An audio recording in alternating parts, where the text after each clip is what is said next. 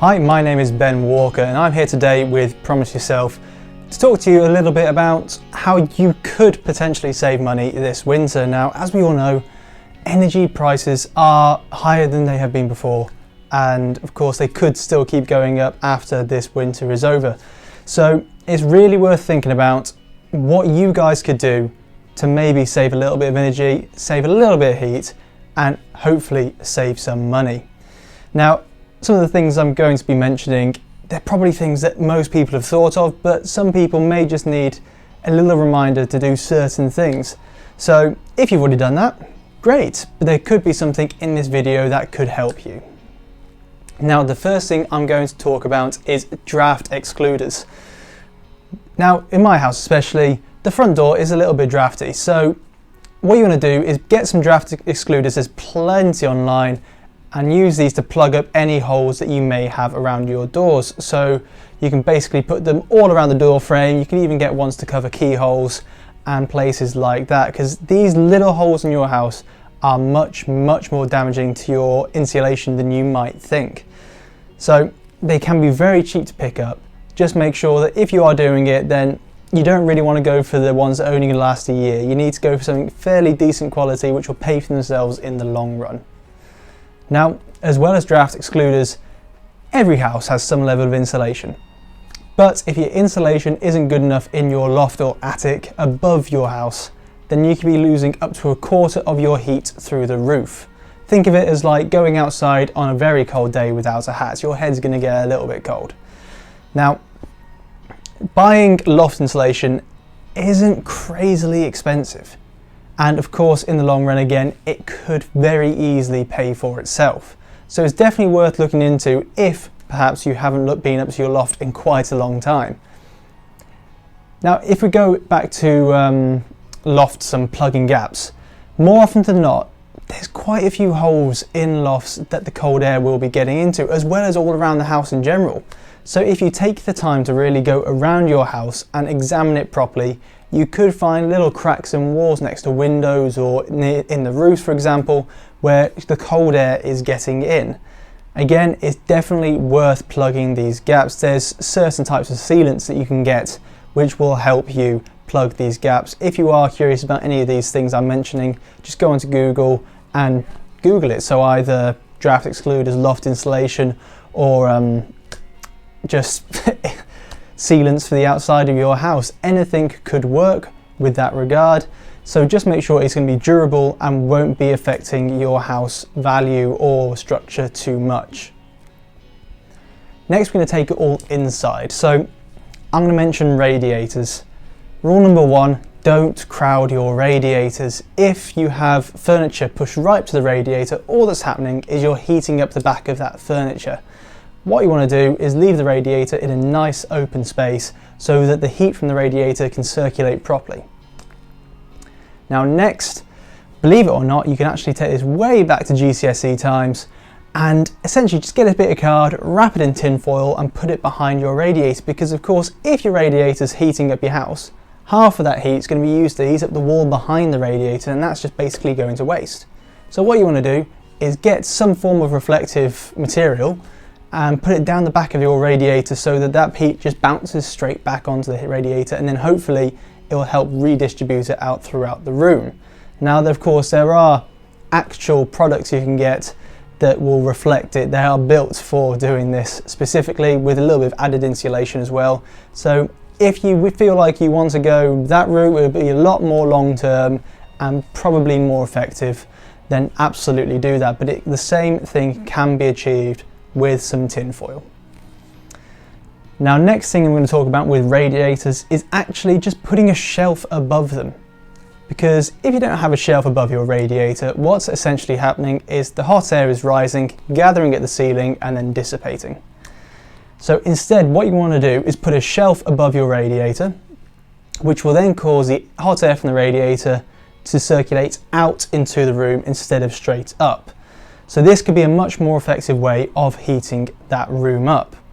Now, I'm not going to say that all these methods I'm going to talk about are the godsend, be all end all of heating up your home. They're not going to save you hundreds of thousands of pounds, they're not going to save you thousands, maybe not even hundreds. But if you can save £20 here, £20 there, £50 over here, all of these small savings can add up. And of course, with this winter coming in, we've all had these potential warnings of blackouts. However unlikely that may be, we all need to keep our homes as warm as possible. Now, one thing that not everyone may know how to do is bleeding your radiators. So if you're going around and your radiator doesn't feel like it's getting that hot at the top of it, but it's getting hot at the bottom, that basically means that your radiator needs bleeding. Now, this is when air works its way into the system, it's gathering at the top of the radiator, which isn't letting the hot water get up there to heat up your entire radiator, so it's just heating up the bottom. Now, if this does happen, it's very, very simple to fix. There's loads of tutorials online, all over YouTube, about all the various different types of radiators that you may have. So basically, figure out which type of radiator you have, Google how to bleed that specific radiator, and it's very simple from there. Now, if you're not comfortable doing this, you can of course call a plumber in to do, but it is fairly easy to do yourself. But you do want to be very careful, because if you, there should be a small screw that if you take out too much, then you could just end up with water going everywhere. So of course, if you're not comfortable doing it, get someone else in, get someone to help you who may know how to do it. Ask around, ask your friends and family, and I'm sure that there'll be someone that you know who has bled radiators in the past. So really do check that if you think that your radiators aren't working as well as they could be. Now, this one is going to seem very, very simple, but in the day the sun's up, at night it's not. So when the sun comes up, open your curtains. That natural daylight can actually really help to heat your home. But of course, with these winter nights drawing in, and once it gets to about 3, half 3, you want to close those curtains, because curtains can really help keeping the heat in. They add an extra layer of insulation, and in fact, you can actually get thermal lined curtains, which can really also help. They're designed to help keep that heat in your home. Now, these can be a little bit pricey, so if you don't already have them, normal curtains do the same job. If you're in a room that has curtains, just draw them at night, and that can help keep the heat in, keep that room a little bit warmer. Now, of course, we all want hot houses in general in winter. We want our entire house to just be nice and comfortable. But what can really help save a few pennies is to prioritize your rooms. For example, if you have radiators, say 2 radiators in the kitchen, 2 radiators in the living room, a few radiators in the hallway, and let's say that you're going to be cooking and eating in the living room, cooking and eating in the kitchen, relaxing in the living room.